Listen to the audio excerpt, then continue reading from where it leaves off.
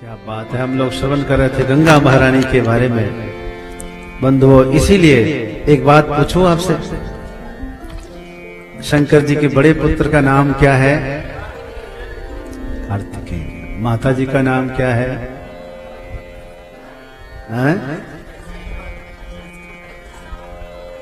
हाँ, वही मैं कह रहा था। उनका नाम इसलिए कार्तिकेय पड़ा कि उनकी 6 माताएं थी, सबने मिलकर उनका पालन किया। 6 को कृतिकाएं कहते हैं। ऋषियों की पत्नियां थी तो सब कृतिकाएं कहलाई। तो कृतिकाओं के पुत्रों से कार्तिकेय नाम पड़ा। माता पार्वती और शिव के संबंध से ही वह तेज प्रकट हुआ, वह जो शुक्र है प्रकट हुआ, रजस प्रकट हुआ, जिसे अग्निदेव ने कबूतर का रूप लेकर ग्रहण किया। सह नहीं पाए तो हिमालय में छोड़ दिया। हिमालय में बड़े बड़े बर्फ जो है ढहने लग गए गर्मी से, तो उसे माता गंगा ने धारण किया। वही मैं कह रहा था, जो सौभाग्य माता पार्वती को नहीं मिल पाया वो सौभाग्य माता गंगा को प्राप्त हुआ। अब समझ गए वो सौभाग्य किसको मिला? माता गंगा को मिला, जिसकी वजह से इसीलिए तो लोग हर हर गंगे कहते हैं। शिव के तेज को संभाल करके पुत्र रूप में प्रकट कर दिया माता गंगा ने। अच्छा, इसी घटना ने एक और काम किया। माता पार्वती और शिव का विहार चल रहा था। देवता लोग बीच में ही रोने लगे। बच्चों के रुदन देखकर तो शिव जी बीच में ही आए। माता पार्वती मां नहीं बन पाई, सच्ची बात तो यही है। इसका कष्ट उनको रहा और उन्होंने देवताओं को श्राप दिया, जिस तरह से तुम लोगों ने मुझे मां नहीं बनने दिया, तुम्हारी कोई पत्नियां मां नहीं बन पाएगी। उसके बाद से देवताओं के कोई भी पुत्र हुए ही नहीं। समझ गए? ये एक श्राप माता का लगा। शिव जी का परिवार में कौन कौन है? शिव जी के परिवार में एक और परिवार है, शिव जी की पुत्री। क्या नाम है? अशोक सुंदरी। क्या आपको पता है अशोक सुंदरी कौन है? कैसे उनकी पुत्री हुई? थोड़ा प्रकाश करूंगा। राक्षसों की ज्यादा कथा मैं क्या सुनाऊं आपको? राक्षस तो एक जलंधर को मरना ही है, शंखचूड़ को मरना ही है, तो हम उसको 2 मिनट में भी मार सकते हैं। कथा सुनिए भक्तों की, चरित्र सुनिए। एक दिन की बात है, भगवान शिव और माता पार्वती बैठे थे। माता पार्वती ने कहा कि सब अपने अपने परिवार के साथ घूमने जाते, यहाँ वहां घूमते ही है, लेकिन आप हैं जो कहीं लेकर जाते नहीं, और ज्यादा जिद करे तो सीधे शमशान पहुंचा देते। तो ये कोई घूमने का ठिकाना है?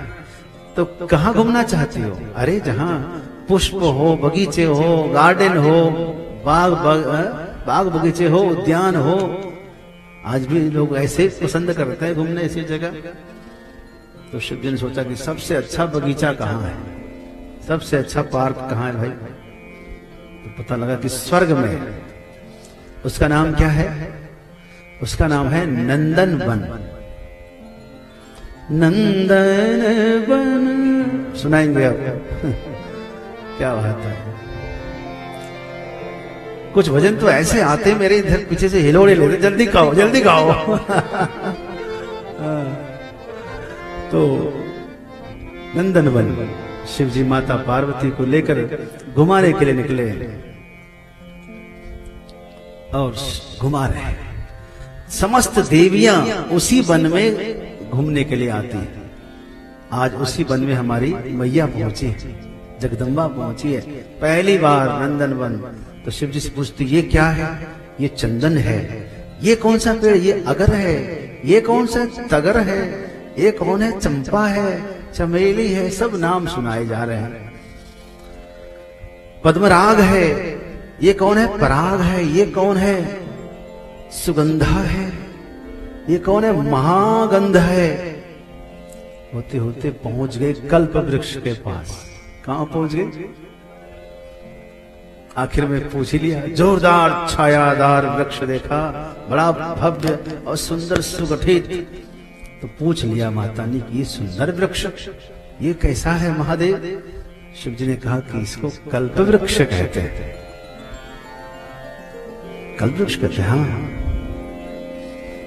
अच्छा एक बात और बताएं, इतने में देवराज इंद्र आ गए। उनको पता चला कि शिव जी आज हमारे उद्यान में आए हैं भवानी को लेकर, तो चलो शची तुम भी चलो, स्वागत करना भवानी का। तो माता शची इंद्र की पत्नी, और माता शची जो है पतिव्रता है, ऋषि पुलोमा की पुत्री है। इसके बारे में कभी आपको बताऊंगा, बड़ा सुंदर प्रसंग, वो भी काशी से संबंधित है। शची का संबंध काशी से है।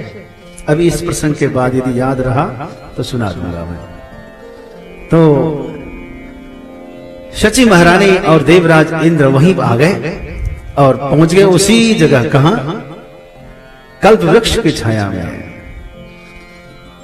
भवानी पूछ ही रही थी कि महादेव ये क्या है, कौन सा वृक्ष है?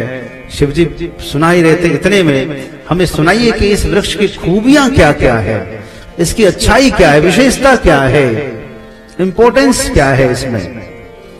तब जो है देवराज इंद्र ने प्रणाम किया। प्रणाम। शिव जी ने आशीष कहा, माता को प्रणाम किया, शची महारानी ने प्रणाम किया, हृदय से लगाकर आशीर्वाद दिया। उसके बाद चर्चा शुरू हो गई। शिव जी ने कहा, भवानी जो आप पूछ रही थी ना, अब अच्छा होगा इन्हीं से पूछिए, क्योंकि ये बहुत अच्छा जानते, इन्हीं का उद्यान है जिसमें हम लोग घूमने आए हैं। हाँ। तब देवराज इंद्र ने कहा कि माता ये कल्प वृक्ष है, इसकी छाया में खड़े होकर आप जो कल्पना कर लेंगे वो पूरा हो जाएगा, वही पूरा होगा। आपकी सारी कल्पनाएं पूरी हो जाएगी, इसलिए आप कल्पना सोच में कल्पना करूं। शिव जी ने कहा कि हाँ हाँ करो। अच्छा तो पूरी हो जाएगी। माता को बड़ा अजूबा लगा कि भाई जो सोचेंगे वही प्रकट। बोले हाँ कल्पना करो। तो माता ने सोचा मेरे पास तो ऐसी सब है, बेटा भी है, बहुएं है, पोता है, भरा हुआ है, कोई कमी तो है नहीं। हाँ कभी कभी कमी खटकती है, मेरी कोई पुत्री नहीं है। मेरी एक पुत्री हो जाती तो बहुत अच्छा होता, और ताकि मेरे आसपास घूमते रहते, मेरा हाल लेती, जिसको हम कभी कुछ दान देते लेते, बड़ा अच्छा लगता है पुत्रियों के साथ व्यवहार करके। तो माता ने पुत्री का ध्यान किया। इतने में तो एक कन्या वहां प्रकट हो गई उसी छाया में, कल्प वृक्ष के पेड़ से ही झांकने लगी। शंकर जी ने कहा कि देवी जो आपने कल्पना किया वो साकार हो गया, देखो झांक रही है। आंख खोल के जैसे देखा अत्यंत सुंदरी कन्या, वाह वाह वाह वाह वाह। उसको देख करके माता पार्वती की सारी चिंता समाप्त हो गई, शोक समाप्त कर दिया, एकदम खुशियां खुशियां छा गई, खिलखिला के हंस गई, एकदम हृदय से लगा लिया। इसलिए उसका नाम शंकर जी ने अशोक सुंदरी रखा। सुंदरी तो थी, शोक समाप्त कर दिया, इसलिए नाम पड़ा अशोक सुंदरी। बड़ी प्यारी बिटिया, गदगद हो गई। उस बिटिया को देख करके माता शची ने कहा कि माता मेरी इच्छा है कि इसका कन्यादान मैं करूं। माता ने कहा कि नहीं नहीं, एक ही तो पुत्री है, मैं करूंगी कन्यादान, लेकिन कम से कम मुझे विवाह में शामिल तो करेंगे ना? हाँ हाँ, आप इसके लिए चाहें तो आप कुछ दिन अपने पास ही रखें, कोई दिक्कत नहीं है। तो कुछ दिन स्वर्ग में ही रो रही। तो बहुत छोटी तो थी नहीं, बड़ी ही प्रकट हुई, तो विवाह के लिए जल्दी तैयार हो गई। उस समय धरती पर बहुत प्रतापी राजा थे, उसका नाम था नहुष। नाम सुना? चंद्रवंश के राजा है, चंद्रवंशी राजा नहुष। नहुष के पुत्र ययाति, ययाति के पुत्र है यदु, यदु से यदुवंश भगवान यदुवंश में आए श्री कृष्ण। तो राजा नहुष बहुत प्रतापी, इतने प्रतापी कि आपको हम क्या बताएं। मतलब धरती पर रहते हुए इंद्र की पदवी का ऑफर आ गया इनको। किसी को अमेरिका की बिल गेट्स कंपनी का ऑफर आ जाए तो फूले नहीं समाता है। क्यों भाई, ये देखो तो सही, ये कंपनी का ऑफर है। लेकिन उसको इंद्र की पदवी का ऑफर आया। न केवल ऑफर आया बल्कि इंद्र बना दिया गया। लेकिन कुछ लोगों का स्वभाव बहुत बेकार होता है, बहुत बेकार। मतलब इंद्र की पदवी पाने के बाद चाहता तो बहुत काल तक वहां रह सकता था, लेकिन कर्म खराब कर लिया वहां जाकर। क्या खराब किया? वही शची महारानी, जिस शची महारानी अशोक सुंदरी को पुत्री मानती है, उस पर इसने गलत दृष्टि डाल दी। उसको पत्नी बनाना चाहता है। क्यों? क्योंकि आपको पता होगा कि एक बार देवराज इंद्र को ब्रह्म हत्या का पाप लगा। वृत्रासुर का वध किया था, विश्वरूप का वध किया था। दो पुरोहितों का वध करने से, दो आचार्य का वध करने से। वृत्रासुर तो विश्वरूप त्वष्टा के ही पुत्र हैं, ऋषि त्वष्टा के पुत्र विश्वरूप भी हैं और वृत्रासुर भी है। तो पहले विश्वरूप को पुरोहित बनाकर इंद्र ने यज्ञ किया। ये सब कथा भागवत में ये वाला प्रसंग मिलता है, लेकिन अशोक सुंदरी कथा भागवत में नहीं है। ये पद्म पुराण, दूसरे पुराणों में। मैं आपको इसलिए प्रकाशित कर रहा हूं। देखो, देवराज इंद्र जब असुरों से हार गए एक बार, ये तो आप समझ रहे हैं, राक्षसों से हार गए, तब उस समय में क्या करूं? उनके स्वयं के गुरुदेव इंद्र को छोड़कर चले गए। इंद्र के गुरुदेव कौन है? बृहस्पति। छोड़कर चले गए। क्यों चले गए थे पता है? क्योंकि गुरुदेव जैसे आए उनकी सभा में, तो इंद्र उठने में विलंब कर दिए। देखने के बाद भी नजर फेर ली थी और गुरुदेव को पता लगा कि ये तो अब मेरा स्वागत के लिए तैयार नहीं है, तो वहीं से उल्टे पांव चले गए। स्वर्ग छोड़कर ही चले गए। इंद्र अकेला हो गया। असुरों के साथ युद्ध हुआ। असुरों को पता चला अब तो गुरु नहीं है, कर दो हमला, और देवताओं की हार हो गई। हारने के बाद विश्वरूप को गुरु के रूप में स्वीकार किया। फिर उन्होंने नारायण कवच का मंत्र दे करके इसको जीत दिलाई, वापस स्वर्ग मिल गया इसे इंद्र को। उसके बाद विश्वरूप की एक समस्या थी। त्वष्टा ऋषि के पुत्र हैं विश्वरूप। समस्या यह है कि यजमान देवराज इंद्र है, लेकिन उनके जो मामा है वो है हिरण्याक्ष, हिरण्यकशिपु, असुर है। मामा असुर है और यजमान देवता है। पुरोहित तो हमेशा भला किसका करता है? देवता का, यजमान का करता है।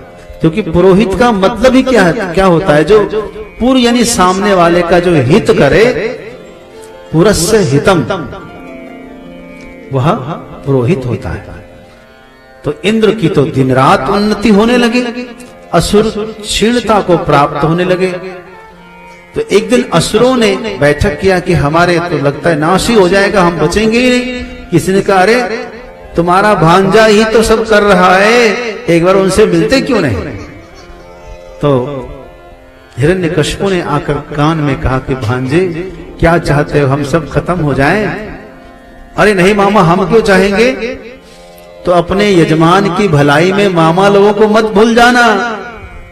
अरे थोड़ा बहुत हम लोगों के लिए भी दो चार आहुति दे दिया करो।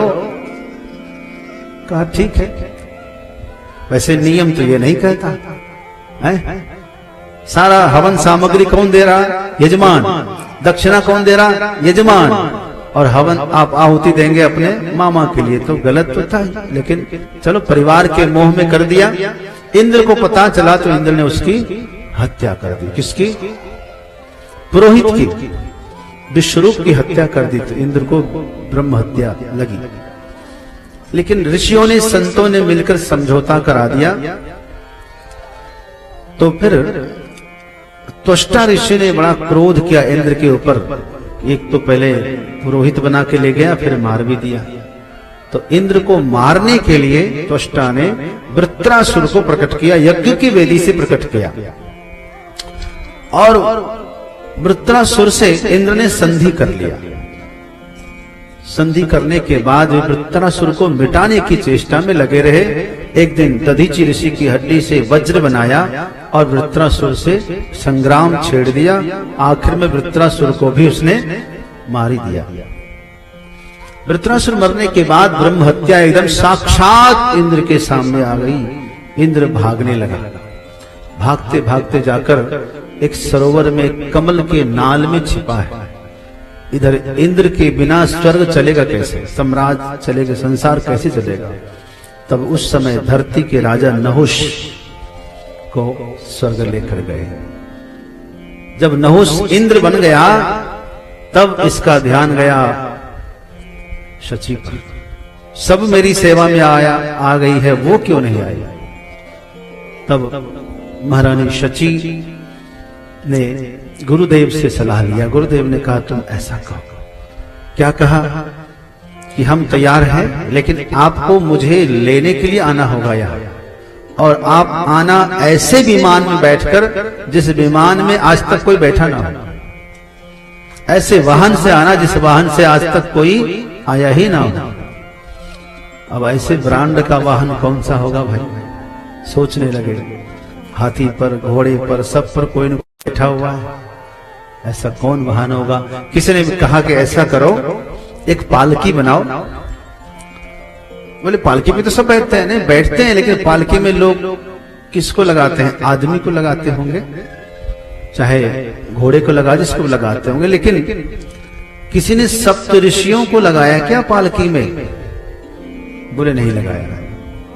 मेरी कथा आपको समझ में सब आ रही ना। कुछ भी ज्यादा हो तो बताना, मैं तुरंत भजन लगा दूंगा एकदम कट से। मुझे पता है क्या करना है। तो अच्छी लग रही कथा ना, चलो ठीक है। फिर तो पालकी में सप्तऋषियों को लगा दिया। चलो ऋषियों, मेरी आज्ञा है, आप सब पालकी में लग जाओ, मेरी सेवा करो। भैया उसमें चिरंजीवी ऋषि दुर्वासा को लगाया है, अगस्त ऋषि को लगाया है, अंगीरा ऋषि को लगाया है, पुलस्त ऋषि को लगाया है, वशिष्ठ को लगाया। हम क्या बताएं आपको, ऐसे ऐसे महान ऋषियों को लगा दिया। कामातुर है, क्या करे बेचारा। अब इसकी भूख बड़ी, जल्दी चलो जल्दी चलो जल्दी चलो। और सब बूढ़े बूढ़े लोग थे, अपने हिसाब से चल रहे थे। इनको इतना क्रोध आया कि इसने अगस्त ऋषि के माथे पर एक लात खींच के मारी।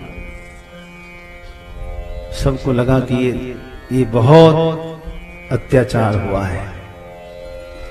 किसी को इतना सिर पर नहीं बैठाना, इसलिए कहते ना सिर पर चढ़ गया आजकल। ये कोई सिर पर चढ़ जाए तो क्या करना पड़ता है, उसको फिर उतारना पड़ता है। इतना ज्यादा किसी को सिर पर चढ़ाओ ही मत, सुखी रहना है। तो इतना चढ़ा दिया कि आज सिर पर लात मारने लग गया। मुझे कहता है सर्प सर्प, मैं श्राप देता हूं तो महासर्प बन जा, और इसी क्षण तो भयानक सर्प बने। जब श्राप दिया तब उसका होश ठिकाने आया, सर्प बन करके धरती पर गिरा। भगवान श्री कृष्ण के स्पर्श से उसकी मुक्ति मिली। तो मैं आपको बता रहा था कि जब कुछ प्रभुता मिल जाए, धन संपत्ति मिल जाए, पद प्रतिष्ठा मिल जाए, बड़ा सावधान होना कि ऐसा ना हो किसी का अपमान होने लग जाए आपके द्वारा, अथवा आपके आसपास के जो लोग होते हैं उनके द्वारा भी बड़ा अपमान होता है। आज मैं भंडारा चल रहा है आश्रम में, आप तो देखे होंगे। और मैं बाद में देखने के लिए गया तो मुझे पता लगा कि कोई वहां एक था, लोगों को डांट रहा था। आप कौन होते खिलाने वाले भाई? खिलाने वाले आप होते हैं क्या? कोई ईश्वर दे रहा है। क्या हक होता है किसी को डांटने का आपको? हालांकि उसको हटा दिया गया था। मनोज भाई वहां थे, पटना वाले मनोज रतरिया जी, वही बता रहे थे। मैं नाम नहीं लूंगा कौन था वो, लेकिन अच्छा हुआ उसको डांटा। मैं जाऊंगा तो फिर उसको डांटूंगा अभी। क्यों भाई? कहते हैं कि जो खाने वाला है ना, उसको आप मामूली मत समझिए, वो साक्षात भगवान है। यह सोच करके आप खिलाइए कि आपका सौभाग्य है कि आपको सेवा का अवसर मिला। धन्य भाग सेवा का अवसर पाया। सोच समझ कर, किसी का तिरस्कार नहीं होना चाहिए द्वार पर, किसी का अपमान नहीं। नारायण इस लोक में सबसे मिलिए धाए, ना जाने किस रूप में नारायण मिल जाए, नारायण मिल जाए।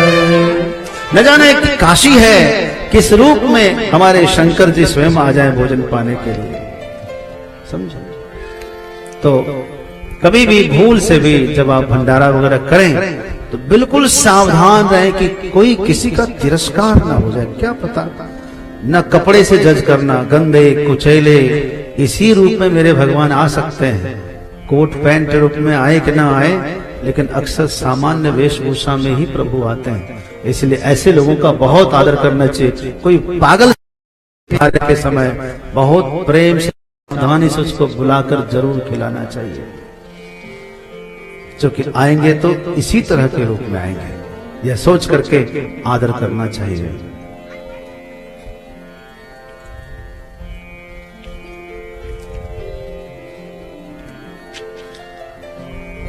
तो मैं निवेदन कर रहा था, क्या बाकी रह गया था? अशोक सुंदरी का प्रसंग आपको सुना रहा था, उसी में शची माता का प्रसंग है। माता शची, एक बार की बात है, माता शची का प्रसंग सुनो। माता शची, अच्छा अशोक सुंदरी रहती कहां है? जो शिवलिंग है अर्घा, तो शिवलिंग में जो लिपटी हुई जो सर्प रूप में है वो अशोक सुंदरी है। जब आप उस पर जल चढ़ाते हैं तो अशोक सुंदरी आपकी बात को सुनती है, शिव जी से निवेदन करती है। तो अशोक सुंदरी का भी ध्यान करना चाहिए। जो शिवलिंग है उस पर जो वो अर्घा है वो माता की हथेली है। माता के हथेली पर पूरा परिवार बैठा हुआ शिव जी का, यानी पूरा परिवार यदि किसी पर टिका हुआ है तो किस पर टिका है? माता। अपने अपने घर का भी समझ लेना ऐसे। हाँ, अपने घर की जननी का आदर करना उसी पर टिका होता है। तो सबका आधार भवानी है। इधर कार्तिकेय है, इधर गणेश है, बीच में अशोक सुंदरी है। इस प्रकार आप यह समझ करके पूरा परिवार माता की उस हथेली पर है, जो उठाए हुए पूरा परिवार का भार उठाई हुई है। तो माता शची जो देवराज इंद्र की पत्नी है, धर्म पत्नी है, ऋषिराज पुलोमा की पुत्री है। एक बार उसके मन में बड़ी चिंता हुई।